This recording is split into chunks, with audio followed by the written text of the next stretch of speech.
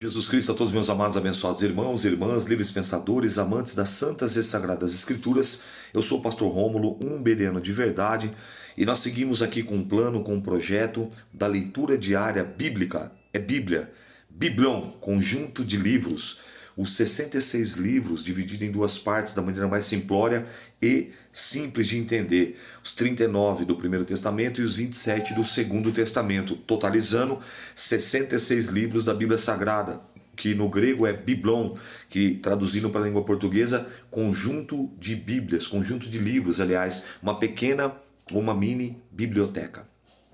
Hoje nós vamos na leitura do profeta Oséias.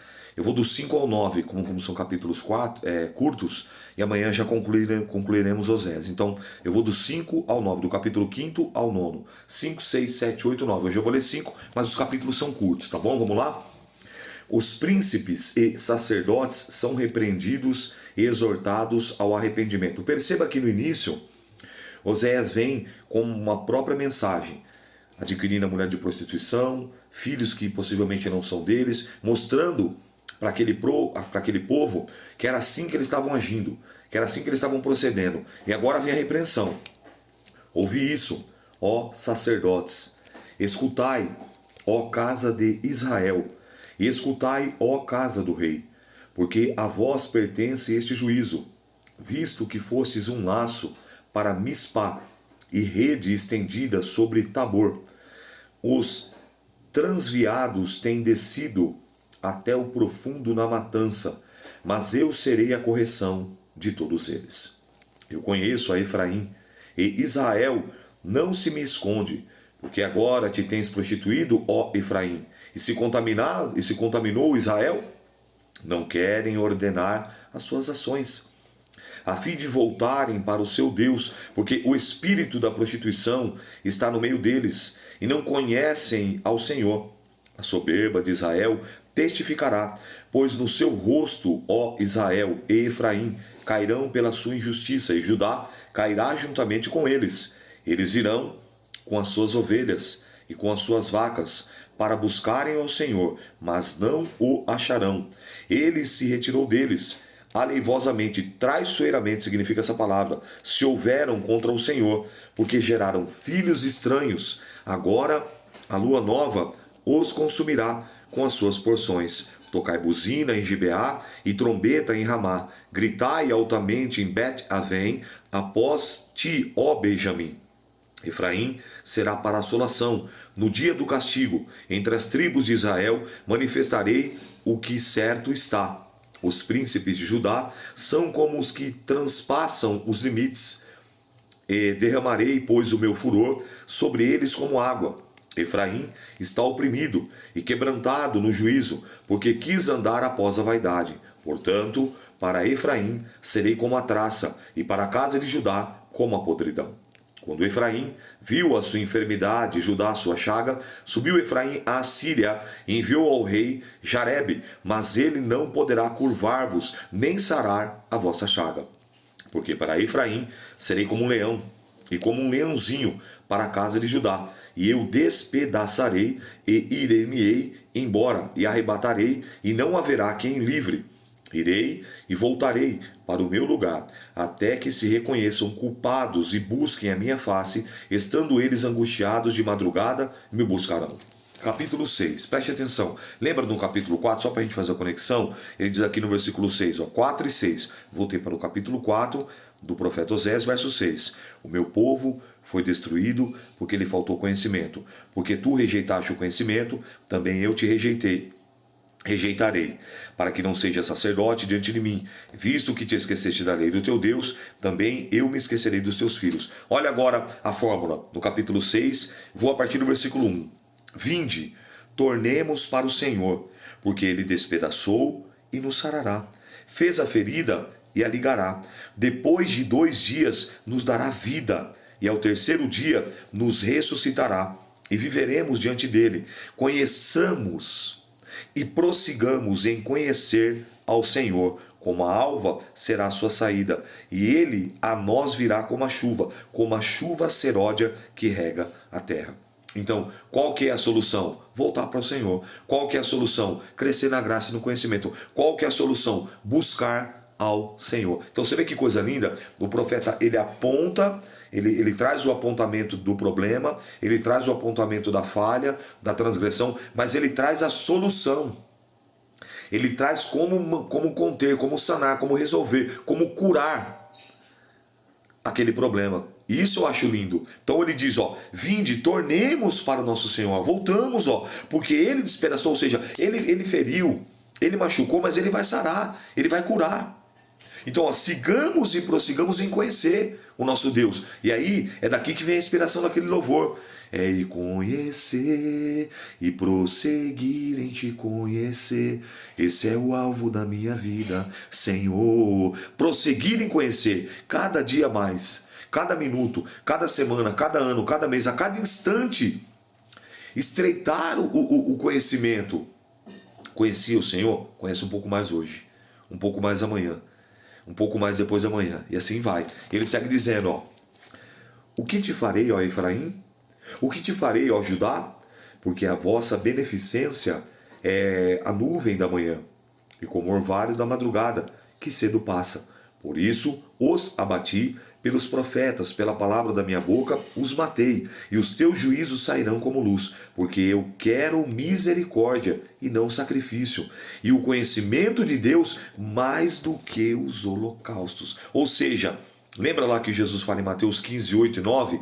Esse povo honra-me com os seus lábios, mas o coração está longe de mim. Em vão me adoram, ensinando preceitos e doutrinas que são de homem. Não é isso que Deus quer. Deus não quer regras, Deus não quer métodos, Deus quer que nós conheçamos, conhecer verdadeiramente, intimidade. Como você conhece? Como o teu louvor mais antigo, Ademar de Campos. Antes eu te conhecia, de ouvir falar, mas agora de contigo andar. Então quer dizer, antes o próprio Jó diz isso, eu te conhecia de ouvir, mas agora os meus olhos, os meus ouvidos te veem. Portanto me abomino e me arrependo no pó e na cinza. Jó 42. Então percebe que é isso que Deus quer. Muitas pessoas, meus irmãos, minhas irmãs, homens, mulheres, servos e servas, varões e varoas valorosos, não conhecem a Cristo. Não conhecem verdadeiramente. Porque se conhecesse, não agiriam dessa maneira. Não procederiam dessa maneira. A Bíblia diz que Deus ele é misericordioso, que ele tem prazer em perdoar. A Bíblia diz que Deus é amor. A Bíblia diz que Deus é amor. A Bíblia diz que Deus é justiça. A Bíblia diz que Deus é fogo consumidor. A Bíblia diz que ele é pai, um pai amoroso, que não tem prazer na morte do ímpio, antes que ele se converta e se arrependa de seus maus caminhos e viva.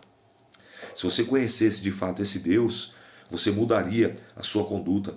Você mudaria a forma como você tem priorizado as coisas de Deus. Eu fico observando, e eu sempre acompanho, né? Só para mim dar uma olhada. Eu vejo assim, a observação das visualizações da leitura da Bíblia. Tem dia que tem 15, 14, 18, depois chega a 25. No começo era 90, 80.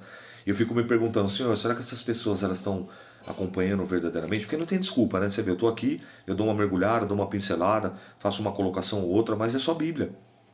Eu não fico trazendo contexto, muita coisa, não fico trazendo algo teológico, eu faço uma colocação para ter um melhor entendimento, para você entender um pouco melhor o cenário. Mesmo assim, as pessoas não querem. E aí você vê outras coisas que não edificam, e se você vê o número de visualizações e de seguidores para esse tipo de situação, é assim. Mas isso não me entristece, não me chateia. Muito pelo contrário, é cumprimento da palavra. Entendeu? Verdadeiramente, eu vou priorizar aquilo para a minha vida, aquilo que verdadeiramente importa. Aquilo que verdadeiramente significa e representa algo para mim. Do contrário, não, então isso aqui não é prioridade para muitas pessoas. Mas eu louvo a Deus, como Deus falou para Elias, e eu louvo a Deus. Ainda há os remanescentes. Que sejam 10, que sejam 15, sejam 20, não importa. Enquanto houver o remanescente, louvado, glorificado, engrandecido seja o nome do Senhor. Isso é maravilhoso. Capítulo 6, versículo 7. Mas eles transpassaram o concerto, como Adão. Eles se portaram traiçoeiramente contra mim. Gileade é a cidade dos que praticam iniquidade, calcada de sangue, com hordas de salteadores que espreitam alguém. Assim é a companhia dos sacerdotes que matam no caminho para Siquém. Sim, eles têm praticado abominações. Vejo uma coisa horrenda na casa de Israel. Ali está a prostituição de Efraim. Israel é contaminado. Também para ti, ó Judá, foi assassinada uma ceifa, quando eu remover o cativeiro do meu povo. Capítulo 7. Sarando eu a Israel, se descobriu a iniquidade de Efraim, como também as maldades de Samaria, porque obraram a falsidade e ladraram, e o ladrão entra, e a horda dos salteadores rouba cá fora. Não dizem no seu coração que eu me lembro de toda a sua maldade. Agora, pois, os cercaram as suas obras diante da minha face. Estão com a sua malícia, alegaram ao rei, e com as suas mentiras aos príncipes. Todos eles são adúlteros, semelhante ao forno aceso pelo padeiro, que cessa de altear fogo, desde que amassou a massa, até que seja levedada. No dia dos nossos reis e príncipes, os príncipes se tornarão doentes com a excitação do vinho. Ele estendeu a sua mão com os escarnecedores, porque, como um forno, aplicarão o coração. Emboscando-se toda a noite, dorme o seu padeiro pela manhã, arde como fogo de chama. Eles estão um ardor quentes como um forno que consome os seus juízes. Todos os seus reis caem, e ninguém entre eles há que me invoque. Efraim, como os povos, se misturaram. Efraim é um bolo que não foi virado.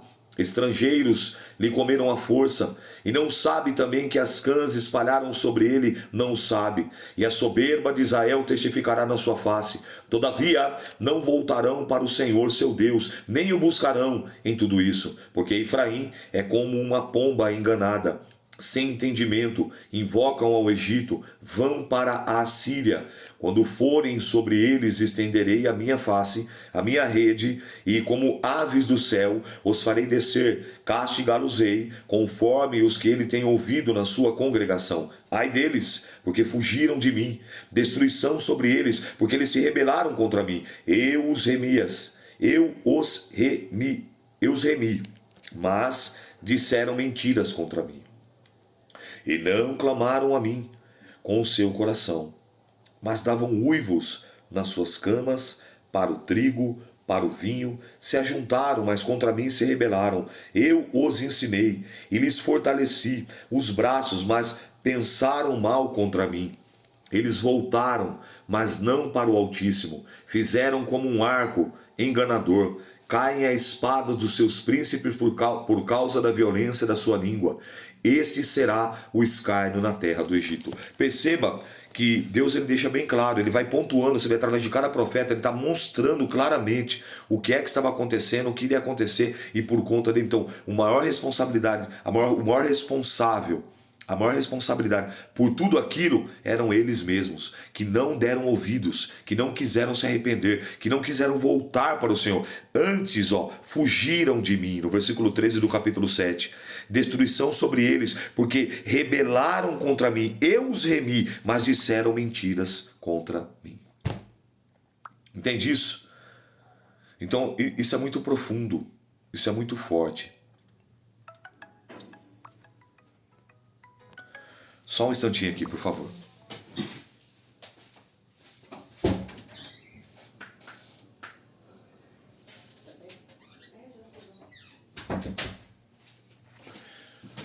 Prontinho.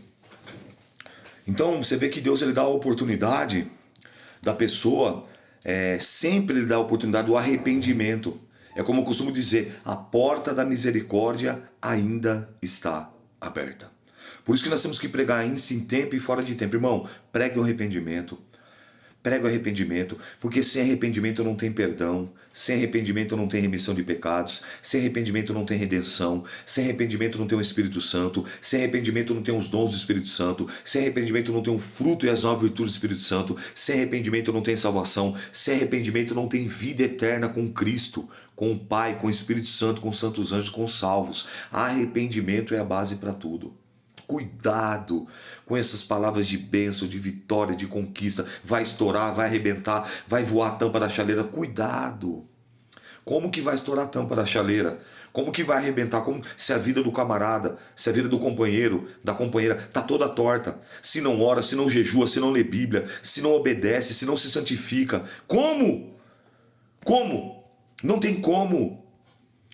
Eu não consigo ver. Sabe por que essas igrejas lotam e esses homens são reverenciados e aclamados? Porque eles pregam o que as pessoas querem ouvir. Eles massageiam o ego da pessoa. Passa a mão na cabeça, passa a mão no peito. Quando na realidade a palavra tem que ser uma palavra de confronto. A Bíblia me confronta todos os dias. A todo instante eu sou confrontado pela palavra, a todo momento. A me tornar um Rômulo melhor, um marido melhor, um professor melhor, um servo melhor, um irmão melhor, um pastor melhor. A todos os dias essa palavra tem que me confrontar. Como que eu vou ver uma pessoa subir num púlpito e entregar um monte de bênção e vitória, sendo que nós olhamos hoje para... Antigamente dizíamos, meus irmãos, que estava rasinho. Agora não, agora está superficial, está cá em cima, ó. Não está nem rasinho, não está nem aqui. Quando na realidade Deus quer que nós estamos aqui na profundidade, que a gente mergulhe, como ele usou o exemplo lá do profeta Ezequiel.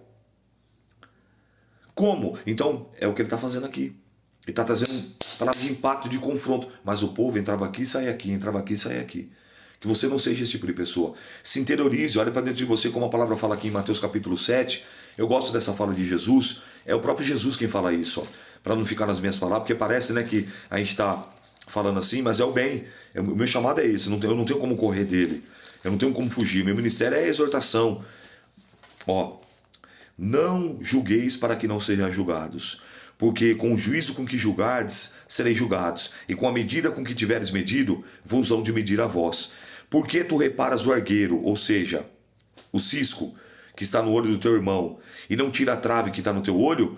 Ou como dirás ao teu irmão, deixa-me tirar o cisco que está no teu olho, e tem uma trave no teu hipócrita, tira primeiro a trave do teu olho, então cuidará de tirar o cisco ou o argueiro que está no olho do teu irmão. O que Jesus está falando? Que eu tenho que olhar primeiro para mim. Quando eu estou verbalizando e transmitindo isso através da leitura, você pode ter certeza que eu estou olhando para mim.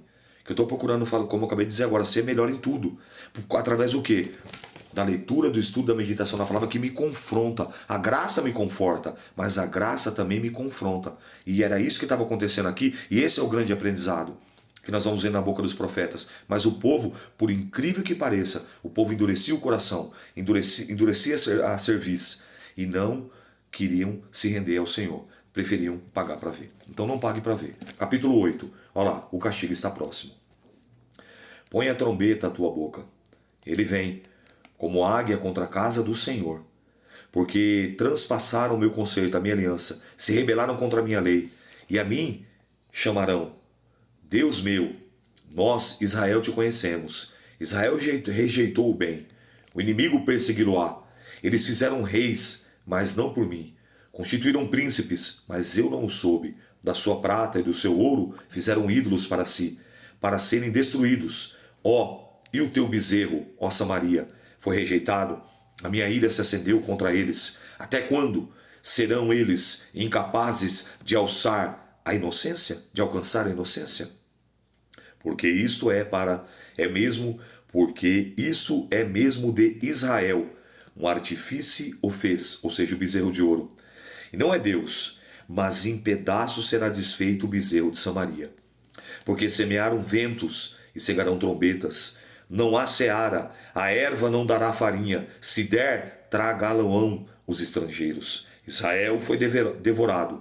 Agora está entre as nações o vaso que ninguém tem prazer. Porque subirão a Síria como um jumento montês por si só.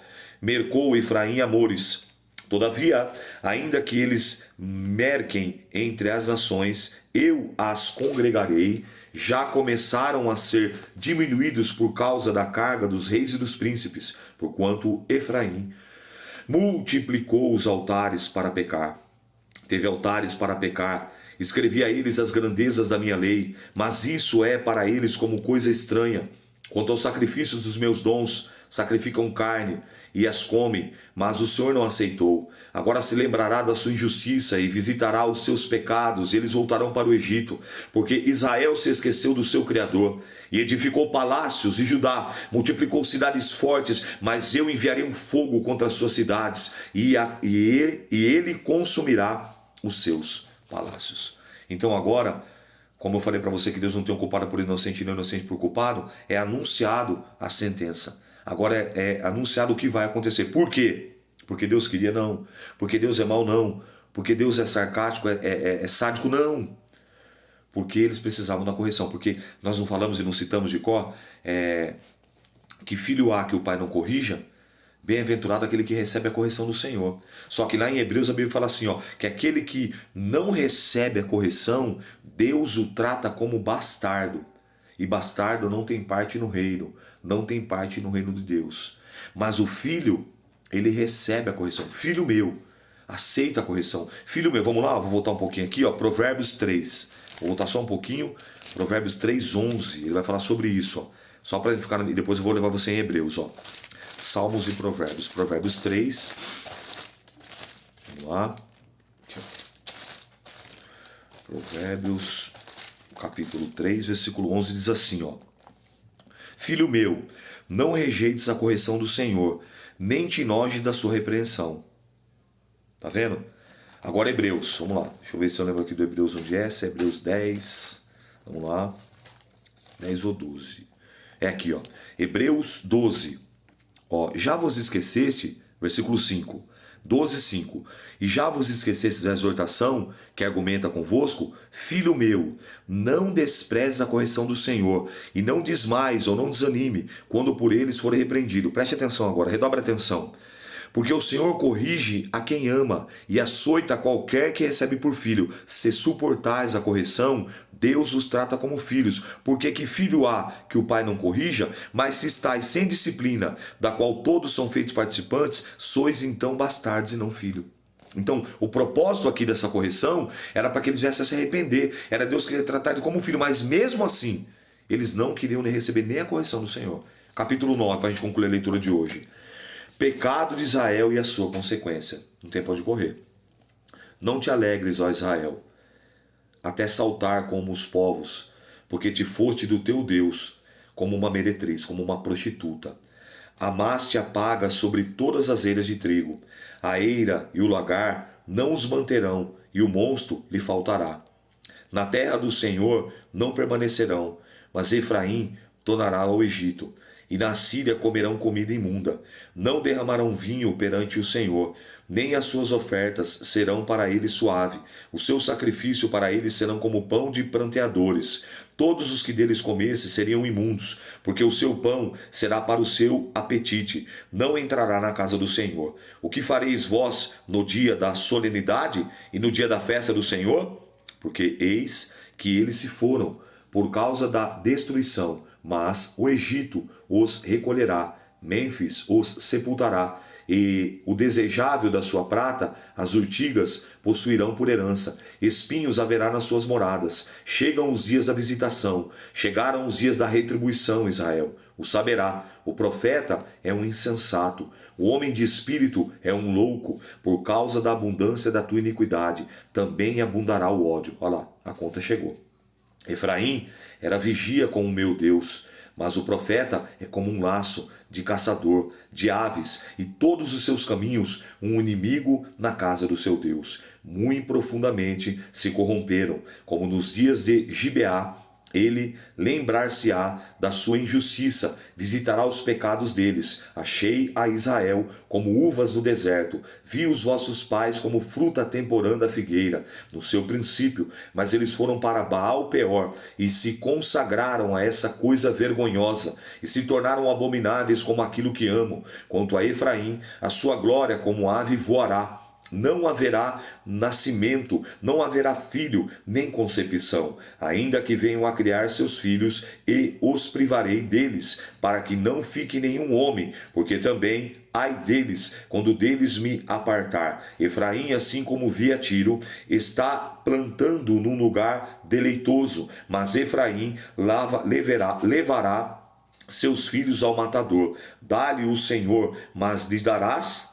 Dá-lhe uma madre que aborte os seus seios secos. Toda a sua malícia se achará em Gilgal, porque ali os aborreci, por causa da maldade das suas obras. Os lanceis fora da minha casa, não os amarei mais. Todos os seus príncipes são rebeldes. Efraim foi ferido, secou-se a sua raiz, não darão frutos. Sim, ainda que gerem, eu matarei os frutos desejáveis do seu ventre. O meu Deus os rejeitará, porque não ouvem, e vagabundos andarão entre as nações. Olha a palavra aí, simples, direta e objetiva. Uma leitura clara, uma leitura lúcida, que por si só se interpreta. O próprio Deus, você vê, ele alerta, ele avisa, ele fala qual vai ser o castigo, e como não tem jeito, fala, eu avisei, eu alertei, mas se você não quiser, então vai acontecer isso, e aconteceu isso.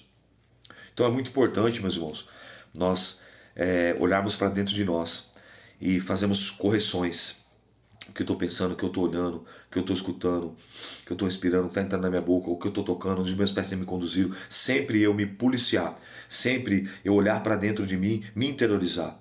Será que eu estou agradando a Deus dessa maneira? Será que a minha conduta, a minha forma no meu ministério está assim? Será que eu estou cumprindo com excelência, com esmero, com afinco, com amor, com dedicação, com coragem? Olhando para dentro de si, aprendendo com o erro do próximo. Amém? Essa foi a leitura de hoje. Que o Espírito Santo de Deus nos ajude. Então vamos escrever hoje assim: aquele que recebe a correção é filho. Vamos lá? Aquele que recebe a correção é filho. Eu sou o pastor Rômulo, um bereano de verdade, e essa foi a leitura de hoje. A paz do Senhor. Aquele que recebe a correção é filho.